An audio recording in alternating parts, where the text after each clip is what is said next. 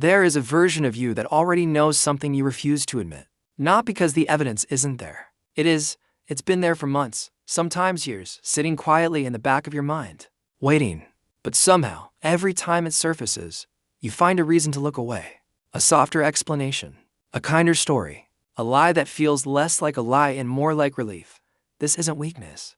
This isn't stupidity. This is one of the oldest survival mechanisms your mind has ever built, and it's running right now. In your relationships, your career, your beliefs about yourself.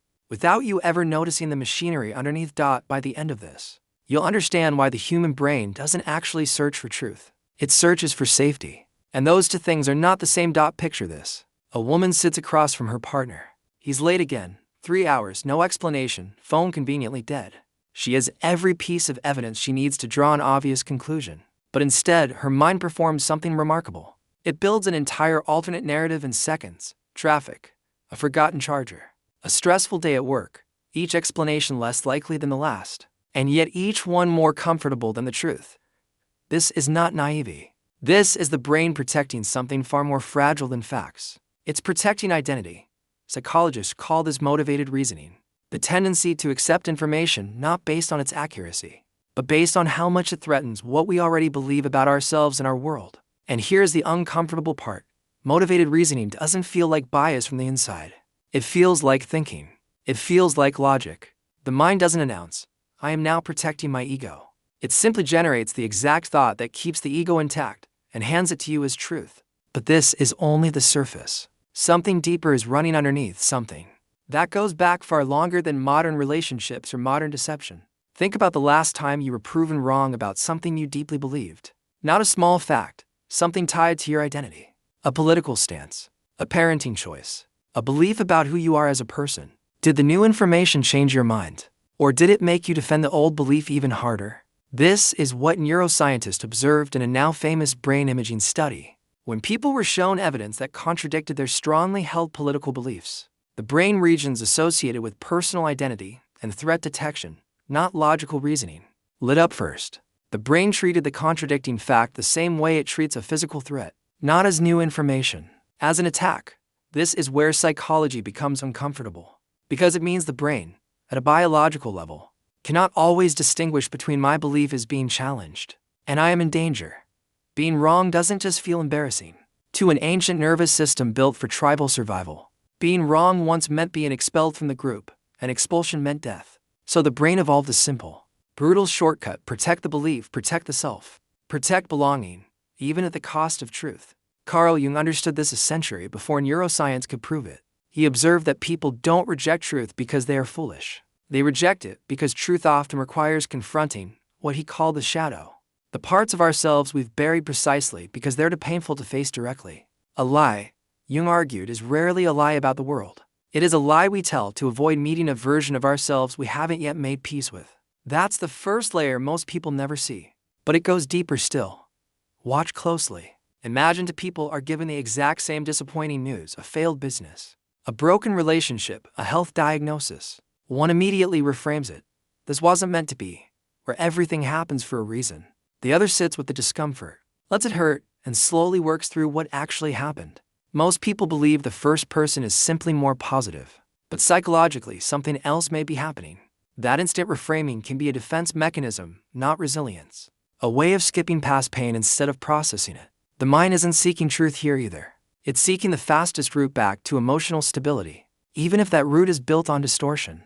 This is the deeper trap. Comfort and truth often pull in opposite directions. And when they conflict, comfort almost always wins first. Alfred Adler, one of the founding figures of modern psychology, believed that most human behavior is driven by an underlying need to protect a sense of significance and control. A lie that restores your sense of control will almost always feel more attractive than a truth that strips it away, even when the truth would have set you free in the long run. This explains something that seems irrational on the surface.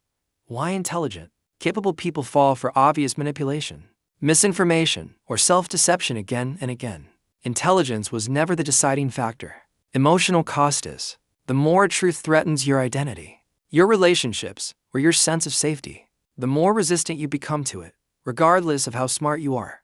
But there's something even more dangerous happening beneath this. And it explains why lies don't just get believed once. They get believed repeatedly, even after being disproven. Imagine someone discovers their trusted friend has lied to them, clearly, undeniably. And yet, weeks later, they find themselves defending that same friend to someone else. Not because they forgot, because forgetting was never the issue. This is where cognitive dissonance enters. The psychological tension created when a belief in an action, or a belief in new evidence, directly contradict each other. The brain hates this tension so intensely that it will often resolve the conflict, not by changing the belief, but by distorting the memory of the evidence itself. People don't just deny facts. Over time, they can unconsciously edit how those facts are remembered, softening them until the contradiction disappears. This is one of the most unsettling truths in psychology. Memory is not a recording.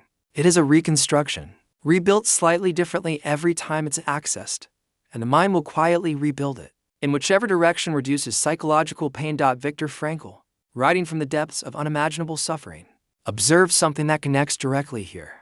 He noted that what breaks people isn't pain itself, it's meaninglessness. A truth that offers no path forward, no meaning, no sense of what now, is almost unbearable to hold.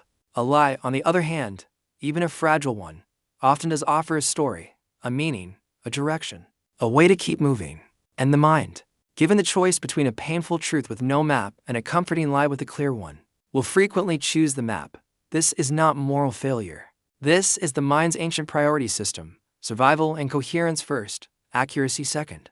But something even more important is coming. Because this same mechanism doesn't only operate on a personal level, it operates on a massive, almost invisible social level. And it's shaping what entire populations believe right now, without their awareness. Consider how misinformation spreads faster and more convincingly than accurate, nuanced information, even among educated, thoughtful people. Researchers studying belief formation have repeatedly found that people don't primarily evaluate information by asking, "Is this true?" They ask, almost instantly and unconsciously, "Does this align with what my group believes? Does this protect my identity? Does this feel familiar?" This is the evolutionary root of the entire problem. For most of human history, being separated from the tribe was a death sentence. There was no surviving alone on the savannah. So the brain developed a hierarchy of priorities that still runs today. Belonging first, coherence second, factual accuracy a distant third. A comfortable lie that keeps you inside the group will almost always beat an uncomfortable truth that risks pushing you out of it. This is why people can watch overwhelming evidence contradict a belief and still walk away more convinced than before. A phenomenon researchers call the backfire effect. The brain isn't failing at logic. It's succeeding at something else entirely, protecting identity and belonging, which it still values biologically above truth. Asterisk. Marcus Aurelius wrestled with the same tension 2,000 years ago. Though he framed it differently, he wrote, in essence, that we suffer more from our opinions about events than from the events themselves. What the Stoics understood, long before psychology had language for it, was that most human suffering doesn't come from reality. It comes from the story we build to protect ourselves from reality. And this is where the deepest layer finally reveals itself. Here is the realization that changes everything. The lie was never really about the external fact. It was never truly about the late partner, the failed business, the political belief, or the misinformation being shared. Every one of those was simply the surface. The real function of the lie, every single time, was to protect an internal image, the story a person tells themselves about who they are, what they deserve, and whether they are safe in the world. When that internal story feels stable, truth becomes easier to face, even when it hurts. But when that internal story is fragile, built on unexamined fear, unresolved shame, or a desperate need for certainty, truth becomes almost unbearable, and the mind will reach for any lie that keeps the structure standing.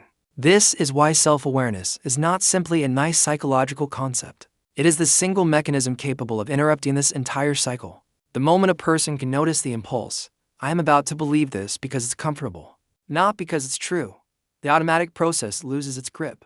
Awareness doesn't eliminate the pull toward comfortable lies. Nothing eliminates that. It's wired so deep. But awareness creates a half-second gap between impulse and belief, and in psychology, that half-second is everything. It's the difference between being driven by the mind and actually observing it. Carl Jung called the ultimate goal of this process individuation, the slow, often painful integration of the parts of ourselves we'd rather deny. Not becoming someone without flaws or fears, but becoming someone who can look directly at them without immediately needing to escape into a Comforting story. That, more than any single fact or piece of evidence, is what allows a person to finally choose truth over the lie that feels safer. So here is the question worth sitting with long after this video ends. If your mind is capable of quietly rewriting reality just to protect the story you tell about yourself, how much of what you currently believe to be true did you actually choose? Or did you simply accept whichever version hurt the least? If this kind of psychology genuinely resonates with you, the kind that makes you look a little closer at your own mind, consider staying around. There's more of this coming.